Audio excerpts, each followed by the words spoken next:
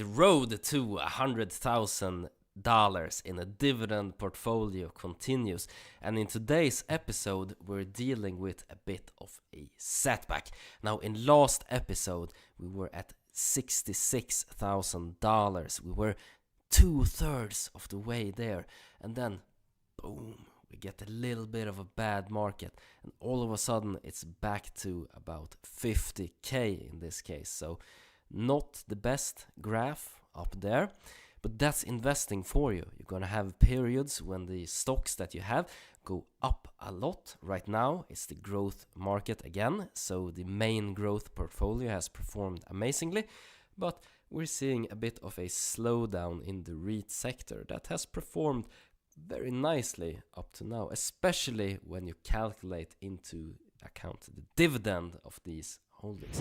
So the number one holding on top of the portfolio, still medical properties trust.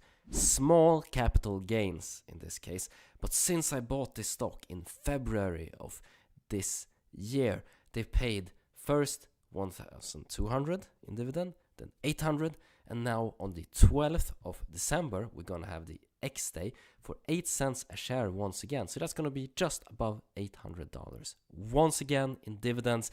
It's gonna be 50% of the normalized funds from operations. Very sustainable dividend, and in 2025 they're gonna start to get partial rents from the old steward hospitals as well. So the future is looking bright indeed. And number two holding, Orion Offices REIT. The return to office mantra belief that we're seeing flow through, 10% dividend yield, quite sustainable. Occupancy has dropped a bit, and I think the worst is behind them. And then we have some other dividend holdings as well that are not as large. I've commented on them in individual videos. But then in the bottom as well, we see something interesting. Very small positions in O, and a very small position in Estée Lauder, ticker symbol EL.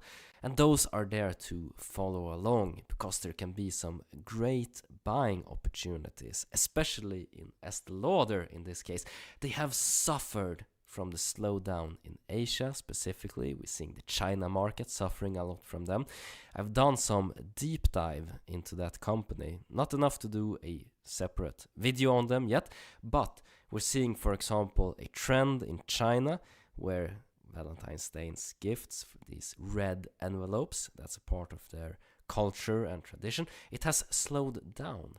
And some people complain, the men are not as generous anymore and this and that, but it's a bad economy and it's slowing down over there a lot. So this slowdown is hurting companies that produce these common type of gift. So we're seeing this trend clearly in the numbers.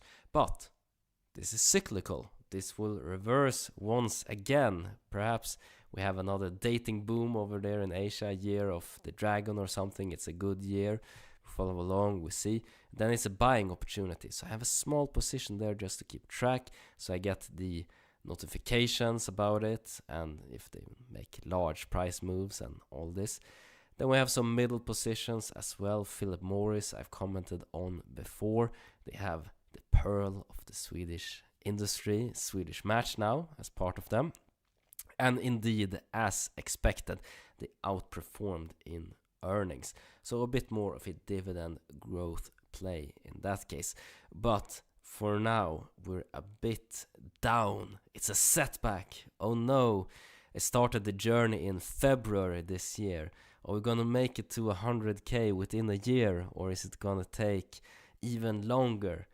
Subscribe to find out. And we continue the journey. As you've seen now, we've built up the position in Orion Offices REIT in this case. So still building that position, and in this case I'm aiming for 4,000 shares in this company. Hopefully I can get that before the price increases too much, and then that's gonna be a nice quarterly yield.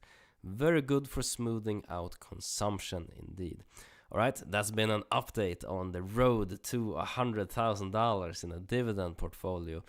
hopefully you're doing some investing on, for yourself, and everything is going good, and you're making a ton of money, whatever investments you decide to make. Take care now. Bye bye.